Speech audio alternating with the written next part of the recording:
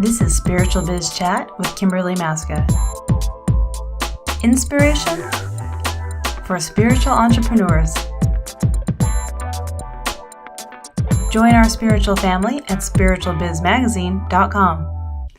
Hi everybody, welcome. I am Kimberly Maska, the host of Spiritual Biz Chat, and I am joined today by Baeth Davis. Now, Baeth is an intuitive hand analyst. So we're not going to confuse this with palm reading. So this is a really incredible. I love what you do with this, being able to actually use scientific data to analyze your hand and being able to show people where their life purpose is and what path they should be on, which I think is such an incredible gift to be able to give to everyone, since so many people are confused about where they should be going. So welcome, Baeth. Thank you so much for being here. Thank you, Kimberly. It's great to be here. I'm really excited. Fantastic. Now, you have the most amazing story. Your life path of how you ended up where you are today is like really incredible. And I think such an inspiration for people, especially when they're feeling like things aren't going right and how do I get out of this and find my purpose? And you have an incredible story. So I would love for you to start with sharing that so that our audience can hear about you and your path. Sure. So there's like two phases to the story, right? That led today. So part one, I call spiritual crisis of meaning number one. And back in my late 20s, I was working in this marketing job and I was very bored. And I was going home from work and crying myself to sleep. And I did not know what was wrong with me. Something wasn't right. I clearly wasn't happy. And around that time, a friend of mine said, well, Baeth, I have an idea for you. And I said, yes, Pammy, what's your idea? And she said, you should get your hands read. And I said, you mean like my palms? You want me to get my palms read? She said, yeah. I'm like, no, I'm not going to do that. She kept bugging me. She kept bugging me. Finally had my palms read using this tool called scientific hand analysis. And I found out in this reading what my life's purpose was, which was significant because I had been praying to the universe, please show me my life's purpose. And within 2 weeks, I had this reading where the analyst said to me, your life purpose is to be a business owner and a spiritual teacher and a role model, helping people find their core identity, helping them figure out why they're here. So I thought, my purpose is to help people find their purpose. No wonder it means so much to me to find my purpose. I really had to find my purpose. And this was in my late 20s. I loved it, loved hand analysis, and just out of curiosity at that time, I started to learn it. And within about a year, I had an awakening. I was driving back from a party in Malibu where I had been invited to read hands, and I had told them that my rate was $300 for the first 3 hours, and then $100 for every hour after that. And I stayed at this party maybe 3.5 hours and read the hands of actors and doctors and various Malibu people on this beautiful house on the beach.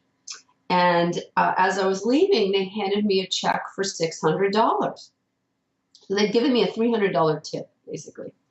And I was like, wow, thank you. And they're like, no, thank you. You really made the night. Everyone loved their readings. So I'm driving back on PCH, and there's a big full moon over the Santa Monica Bay, and I pull over, and I'm looking at that full moon, and I just start to cry in realizing I can make my living doing this. I can make my living reading hands. I'm so happy. So I then set about to do that, and I kind of, as I say, the rest is history. I set out to learn hands. I'm still a student of hand analysis. I had a part-time job for about 2 years while I segued into doing it full-time.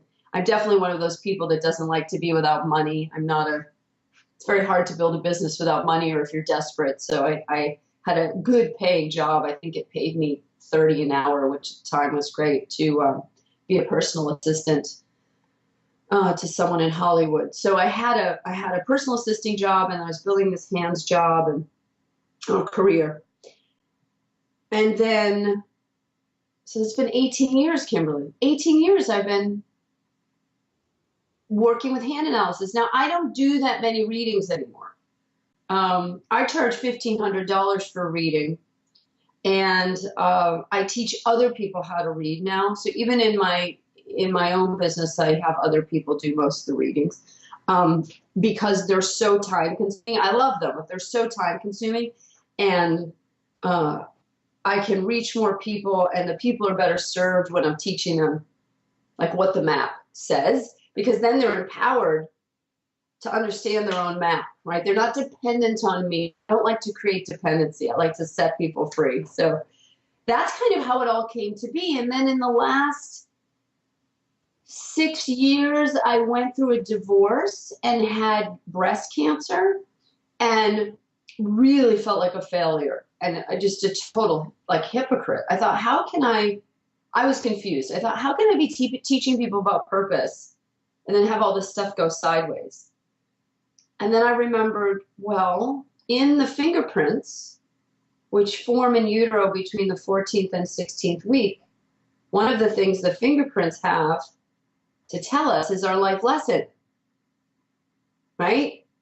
And my life lesson is about boundaries. So I've got boundaries in my divorce. Breast cancer for me was primarily about overgiving and the stress. I did have some genetic issues, so there was a whole kind of constellation around it. However, what I discovered in the second spiritual crisis of meaning was that for me, dis-ease was the part of me that wanted to die. The part of me that was exhausted, overwhelmed, pushing, tired. And so I had to make a choice between the part that wanted to die and the part that wanted to live. And fortunately, the part that wanted to live won out. But that really, it did a lot of great things. One of the things that happened through all of that, it was very traumatic, trauma, was I got in touch with my feelings. Really got feelings, which is different than the mind, right? The mind can't solve feelings. The feelings have to be felt, right? You can try and tell someone this, but they're trying to write it out and talk it out. It's like, no, you got to feel it, the heart. So all this heart chakra stuff. So I got in touch with my feelings. I decided to live. Like, and when I say that, I don't say it glibly. Like, I really had to get both feet here. And the part of me that wanted to die was the part that felt ashamed for not having set better boundaries, the part of me that felt ashamed for overgiving, the part of me that felt ashamed for not doing it perfectly. So in forgiving myself, there was a great surge of empowerment. And one of my missions is to help women learn to be more selfish, to be more bitchy, to stop giving themselves away, right? And I'm way more chill. Like, there's very little now that like gets to me. And the people close to me, they're like, you're so different. Like, how do you mean? They're like, well, you listen now. I mean, you really listen. You know, you're not anxious. I'm like, yeah. So I don't recommend getting cancer to have to learn how to chill out. But apparently that's what it took for me to stop being a spaz and learn to relax. So yeah, so the first crisis was, why am I here? And then the second crisis was, do I want to stay here? And yeah, I just feel like I'm in a beautiful place in my life. And I really recognize it's from not making choices from fear, Kimberly. That's the first thing. That's what makes me feel really happy.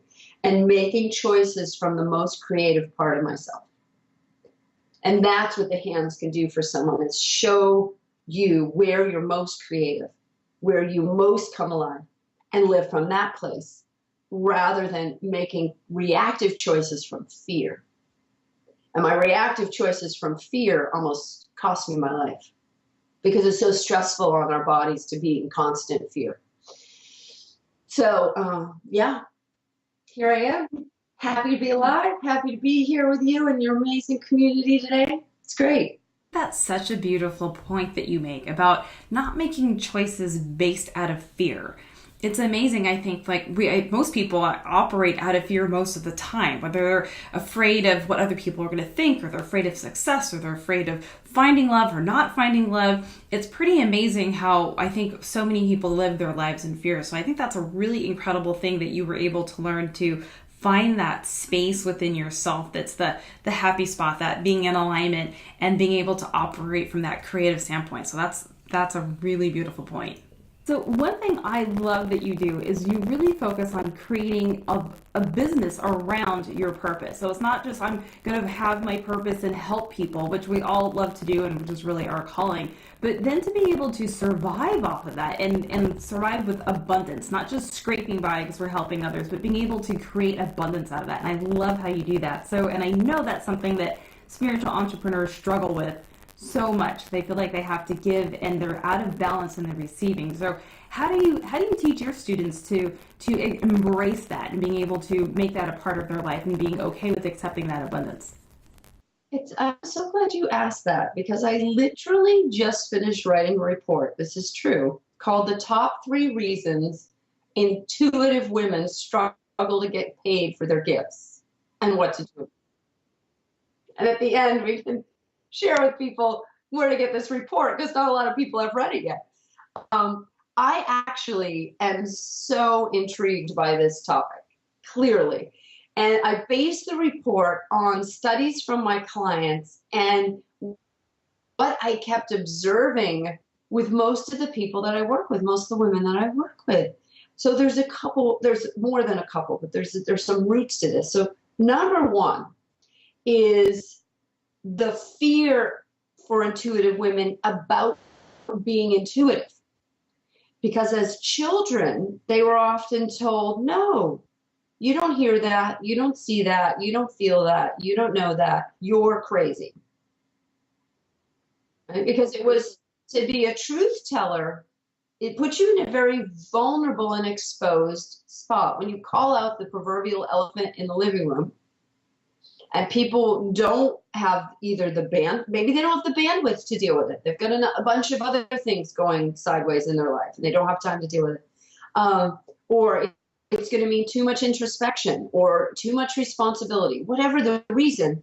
The powers that be, the aunt, the uncle, the mother, the father tells the child, shh, be quiet, Sally, be quiet, Johnny, don't, just zip it. And as this happens, the person loses touch with their inner voice. So then they become an adult and they have trouble making decisions. They're confused. They are conditioned by society. They give most of their power away to other people's ways of doing things, which doesn't really work for anyone. Which isn't to say you can't learn from other people. However, in order to learn from an expert, one needs to be enough in touch with themselves to know what is needed. Right? Which means trusting oneself, like, oh, I'm good at these things, but I'm not so good at these things, so I'll get some expert help for these things I'm not good at. That's confidence. Like, I'm going to pay an expert to help me with this because I suck at it. I'm good at this. But in order to say, hey, I'm good at these things, I'm great at these things, I want to achieve mastery at those things, requires confidence. And confidence is something that's fostered by asking to be paid. So if you ask to be paid as an intuitive woman, you are saying to the world, I am willing to confront being called crazy again. If you ask to be paid, you're willing to be paid and be successful. Now, we talk a lot about receiving. Most people I know, yeah, they could do better receiving, but I know plenty of wealthy people that aren't very good at receiving a compliment. Most people I know, when they receive money, they like it very, very much. It's the getting through the asking part and doing that on a consistent basis that's the difficult part, because once you start being in business, it's very difficult to stop without really causing yourself suffering. So when we ask to be paid and we allow someone the chance to pay us, we're saying, okay, universe, I'm open for business. I am willing to put on my big girl hat and my big girl panties and put my shingle out and be responsible And business is all about commitment and discipline and systems and structures and consistency and showing up day after day after day. Yes, take a vacation, take time off, but you've got to keep showing up and be consistent. So there's an enormous amount of energy and drive required. And if all this energy is going into repressing your woo, stuffing that intuition for fear of judgment or worse, because underneath it is a fear of persecution. If you say, you know what, I'm going to risk persecution to get paid so I can make a difference, because I can't make a difference if I'm not being paid. I can't afford to get the message out because it takes a lot of people and a lot of energy and a lot of money. So that's what I have observed. And that's what spurred me to actually write the report and put it out, because I thought, wow, I just attract profoundly gifted women. They're creative, they're great painters and writers and psychics and channels and hands-on healers and business coaches and life coaches, just these incredibly talented women, Kimberly. And they're like struggling to get paid. And I'm like, this makes no sense. What is going on here? And I thought, oh, well, if they're afraid of being killed, that might be why they're not asking to be paid. Okay. I get it. That makes sense to me. So it's a legitimate fear. And I think one has to really confront one's own mortality and the willingness to be visible and be exposed and be seen to be successful, because you will be judged. You will have people try to take you down. Like, you got to be up for this. And I think the only way we get up for it is to try it. We've got to try. We've got to make the attempt. So. Yeah, and I love that analogy, that fear of being persecuted, because it's scary. It's really scary. You're putting yourself in such a vulnerable position, stepping out. And I mean, I know I get like crazy little hate emails creating this magazine, Spiritual Biz Magazine. How do you create a business around spirituality? And that doesn't resonate with everyone, and it is scary. And you really just kind of got to put the thick skin on and just know that you're on your path and move forward. But that's a really powerful analogy. So I have a really cool question that I love to ask people that have been really successful with their business, which you have. So I love to find out, there's that idea of if I knew now what I knew then, what would you have done differently? What were the things that were going to change your business that you could say, oh, if I had only known that at the time that I started, that it would have made such a big change in what you were doing. So what would you like to share with our audience? I would have gotten a coach much sooner.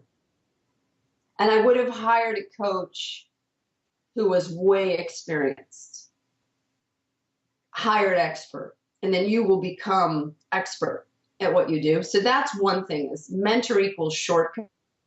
And I wish I'd hired a mentor sooner.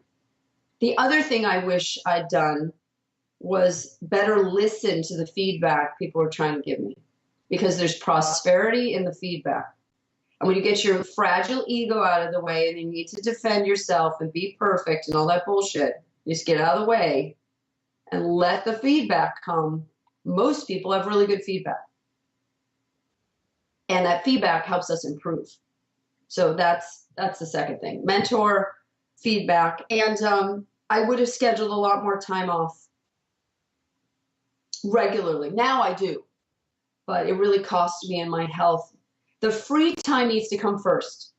We live in a model where you earn time off, and that's just completely debilitating, because when you have free time, you recharge, right? You get creative and open and expanded. And then when you come off the free time, your energy is really high. But then it starts to dip. And if you keep pushing, you're going to go to burnout. And then people take time off when they're burnt out, and it's totally backwards. So my free time goes in every Monday. I look at my planner and I put in my free day. I plan my vacations way in advance. Like, I'm going to probably take 2 or 3 weeks off this summer. And I take the month of December and the first week of January off. I try to take off at least 2.5 months a year. And then I have at least 1 to 2 free days, ideally every week. Sometimes I'm on a long stretch and it's like a free day every 10 days, but need that time off. To relax. So those are the 3 things. Have a mentor, right? Take time off. What was the other one? did I say? I don't remember. And get another brain because I don't remember. But yeah, I don't remember. But yeah, that happens a lot now. Now that I'm over 45, I hear it's hormonal. I'm like, okay, I don't remember what I just said, but So now your signature program is called The Biology of Business, which I think is it's brilliant because it's not just about, do you think you're on your path or where should you be going, but you actually have the way, like the scientific proof to show people where they should be going and like what they should be doing. I mean, it's like right here, like we carry it around with us, and I think that's just so incredible.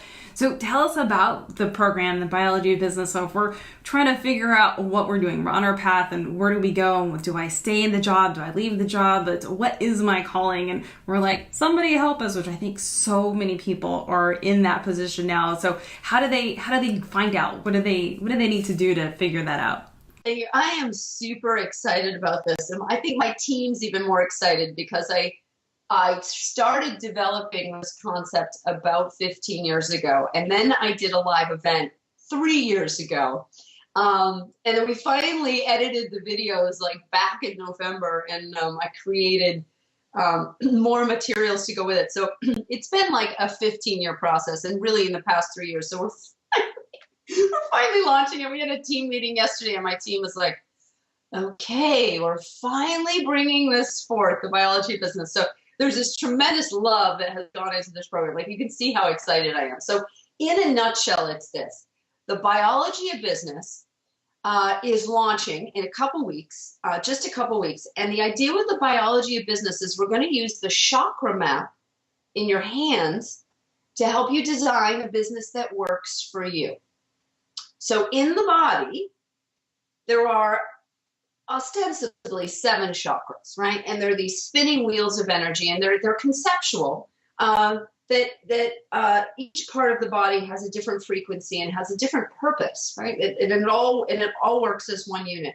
And then I also include the 8th chakra, which is the aura, or your presence. Right? When you walk into a room, people feel the totality of you. That's actually, we're interfacing with our energy field all the time. Each chakra is a step up the stairway to your success. So for example, the base of the spine down to the feet, the trunk of our tree is the root chakra, the first chakra. And in the hands, it's the lifeline. Right? So the hand is a micro map of your whole chakra system. If we just use the lifeline as an example, in the biology of business, we first look at your tribal family relationships and how they're impacting your success. Then we look at your tribe from a business standpoint. Who's your tribe?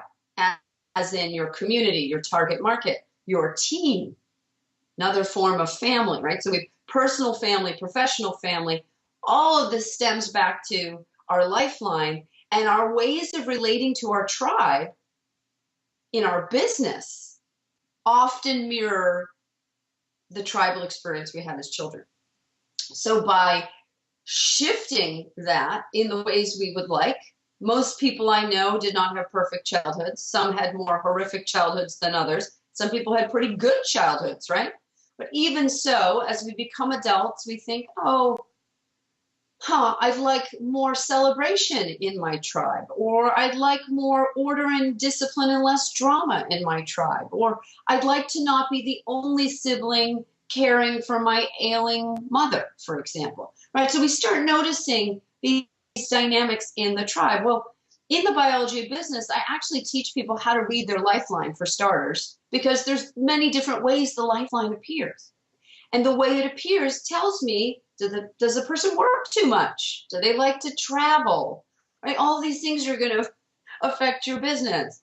My business manager, she likes to go on cruises. So she'll take a cruise once or twice a year. But other than that, she hates to fly, doesn't ever want to leave home. Totally devoted to my business, which is a plus. And really good for me, who wants to travel all the time, right? So even the way you assemble the people on your team can be complementary. So that's just the first chakra. And in this program, I take people through what it means in the body and how it shows up in the palm, and then how it translates to your everyday experience. My hope with this is that people leave with a business plan, that they're going to design a business. Now, obviously, in 90 days or less, you're going to have a business plan. You're going to need to keep going with that and have a mentor, right? Get help, all those good things that I can't remember that I said before. Oh, right, you have to do all those things. And it's so exciting because in going through this process of becoming aware of what each part of the body represents, we start to use what I call soul sight. And soul sight is looking at the experiences in your life, the people that come into your life, even the bodily symptoms you may be having, maybe indigestion or knee pain, shoulder pain, whatever it might be, and being able to read it all as messages rather than being victimized by it, being overwhelmed by it, being despondent about it. Oh, my body's giving me a message. My tribe is giving me a message. My heart has a message. And as we start to dialogue internally, we become very powerful. So what I most want for the intuitives of the world is for them to become empowered to listen within to their own inner voice and make that primary. So my hope is to be a facilitator of empowerment, because I don't want to do it for people, but I'll do it with them. I'll do it with them.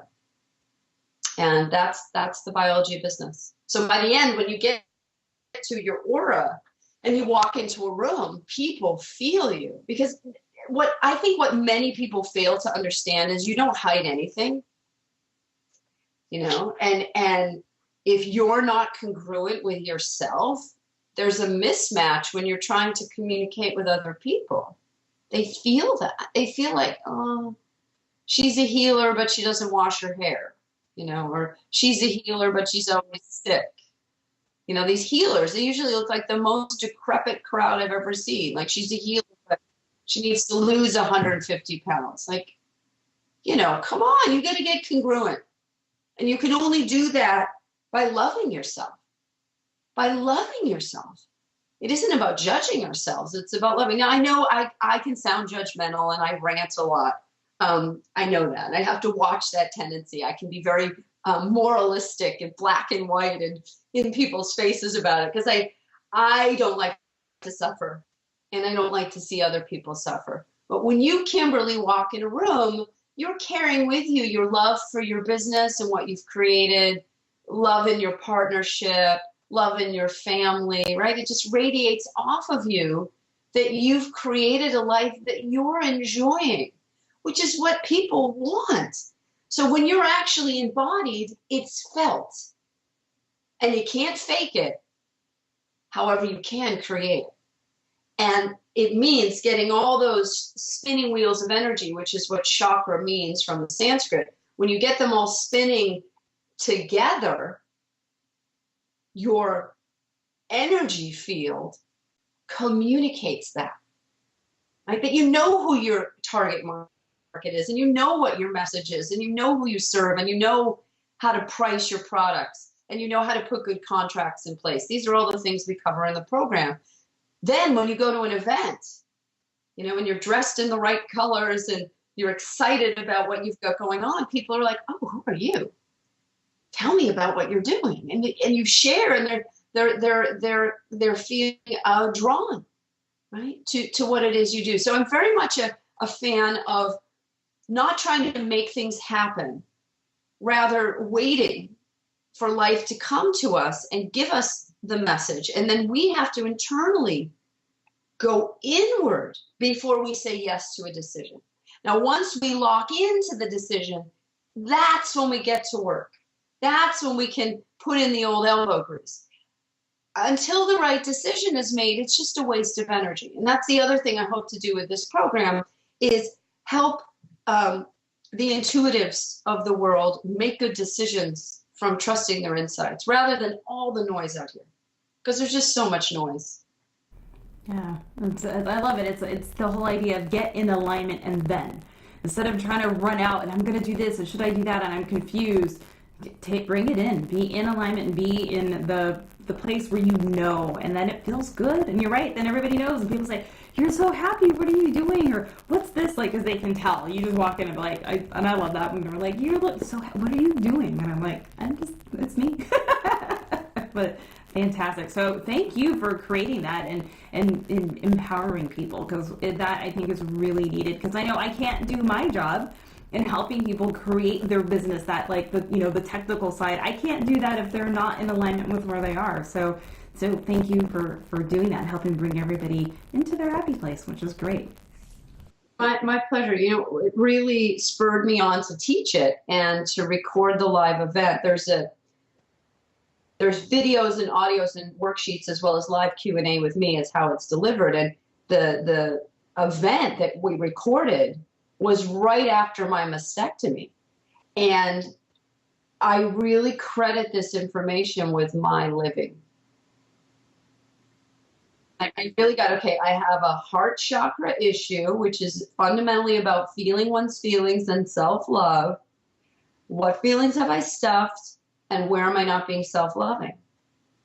And I have healed. And I thought, wow, if I could help other people have this sight, they could ward problems off at the pass. Because I was getting symptoms, but I was so busy working, right, running around. Right? What we're here to learn is what we're here to teach. We all are. Right? I teach this stuff, but I had to take my own advice and slow down and go within. Well, thank you, Beth. Thank you so much for being here with us and sharing your amazing story and all of your insight. It's been amazing. And for anyone out there who wants to know, how do you figure out, based on your hand right here, what you're supposed to be doing and learn more about her Biology of Business program, you can click the link down below so that you can find out more information and make sure that you're on your life path. Until next time, be passionate, be inspired, and live your dream. Have a beautiful day. Hi, everyone. You've been listening to Spiritual Biz Chat with Kimberly Maska. Inspiration for spiritual entrepreneurs. Hear our latest interviews and join our spiritual family at spiritualbizmagazine.com.